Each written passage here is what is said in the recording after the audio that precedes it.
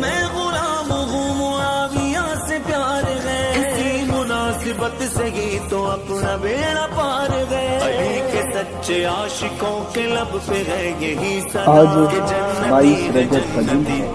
ہے اور آج کے دن حضرت سیدنا امیر معاویہ رضی اللہ تعالیٰ عنہ کے وصال باکمال کا دن ہے۔ حضرت امیر معاویہ رضی اللہ تعالیٰ عنہ کاتب وحی ہیں اور رسول پاک صلی اللہ علیہ وسلم کے غلام ہیں۔ ہم سوار مصطفیٰ اور رسول پاک صلی اللہ علیہ وسلم کی پیاری زوجہ حضرت ام حبیبہ رضی اللہ تعالیٰ عنہا کے بھائی ہیں حضرت امیر معاویہ رضی اللہ تعالیٰ عنہ۔ قرآن مجید فرقان حمید میں اللہ تبارک و تعالی جل جلالہ نے جہاں صحابہ کرام رضوان اللہ تعالی مجمعین کی شان کو بیان فرمایا اور ان کے ساتھ جو وعدے فرمائے، کل وعد اللہ الحسنى، اللہ تعالیٰ نے سب کے ساتھ اچھائی کا وعدہ فرمایا ہے، ان میں حضرت امیر معاویہ رضی اللہ تعالیٰ عنہ بھی شامل حال ہے۔ پھر لوگوں کو شک پڑ جاتا ہے، میں نے کہا بھائی حضرت امیر معاویہ رضی اللہ تعالیٰ عنہ وہ شخصیت ہے کہ رسول پاک صلی اللہ علیہ وآلہ وسلم نے ایک مرتبہ منبر پر حضرت امام حسن رضی اللہ تعالیٰ عنہ کو بٹھا کر فرمایا کہ یہ میرے بیٹے سردار ہیں، سید ہیں، چودھری ہیں، اور ساتھ فرمایا کہ جب مسلمانوں کے دو گروہوں کے درمیان لڑائی پیدا ہوگی تو یہ میرے بیٹے سردار جو ہیں یہ ان کے درمیان صلح کر لیں گے۔ اور میرے بھائی حضرت امام حسن رضی اللہ تعالیٰ عنہ نے حضرت امیر معاویہ رضی اللہ تعالیٰ عنہ کے ساتھ صلح فرمائی، تو تم کیوں بلا وجہ الجھتے ہو؟ تمہیں کیا تکلیف ہوتی ہے؟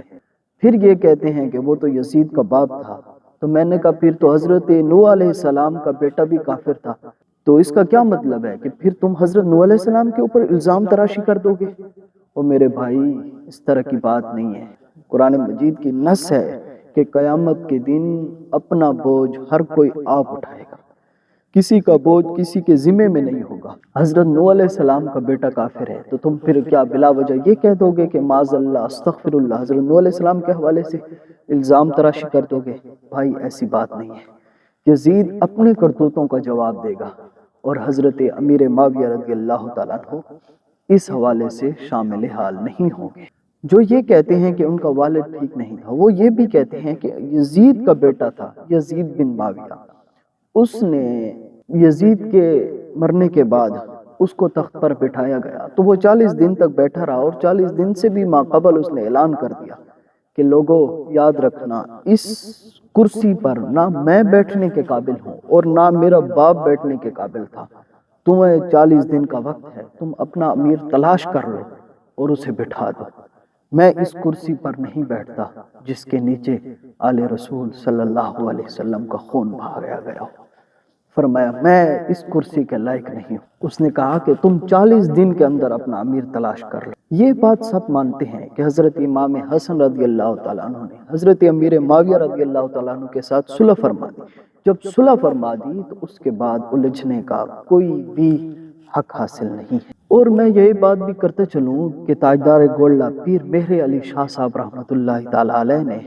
اپنی کتاب تحقیق الحق میں جہاں کاتب وحی رسول پاک صلی اللہ علیہ وسلم کی وحی جن جن صحابہ کرام نے لکھی ہے ان کا ذکر فرماتے ہوئے حضرت امیر معاویہ رضی اللہ تعالیٰ عنہ کا بھی ذکر فرمایا۔ اور پھر سیدی اعلیٰ حضرت عظیم البرکت رحمۃ اللہ تعالی علیہ نے اپنے فتاوی رضویہ کے اندر انہوں نے باب بھی باندھے ہیں حضرت امیر معاویہ رضی اللہ تعالیٰ عنہ کی شان میں، اور فرمایا ہے کہ جو شخص حضرت امیر معاویہ رضی اللہ تعالیٰ عنہ پر طعن و تشنیع کرتا ہے وہ جہنمی کتوں میں سے ایک کتا ہے۔ اور دادا گنج بخش رحمۃ اللہ تعالیٰ علیہ نے اپنی کتاب میں یہ لکھا ہے کہ اللہ تعالیٰ یزید سے مواخذہ فرمائے گا، اور اس میں حضرت امیر معاویہ رضی اللہ تعالیٰ عنہ شامل حال نہیں ہے۔ ہمیں چاہیے کہ ہم اپنے بزرگان دین نے جو ہمیں تعلیمات دی ہیں، دین بتایا ہے، ہم ان پر چلتے رہیں۔ ایسا نہ ہو کہ ہم اس ساری تحقیقوں کو اپنے پاؤں میں روند کر آگے چلتے رہیں اور اپنی بات منوائیں، ایسا نہ کریں۔ ہمارے بزرگوں نے یہ کوئی صحابہ کرام رضوان اللہ تعالی مجمعین کے آج کے دور میں اختلاف ہوئے نہیں، یہ تو صدیوں سے پہلے ہوئے، 14 صدیاں ماقبل ہوئے تھے، اور آج ہم بیٹھ کر ہمیں تحقیقیں کرنے کی کوئی ضرورت نہیں۔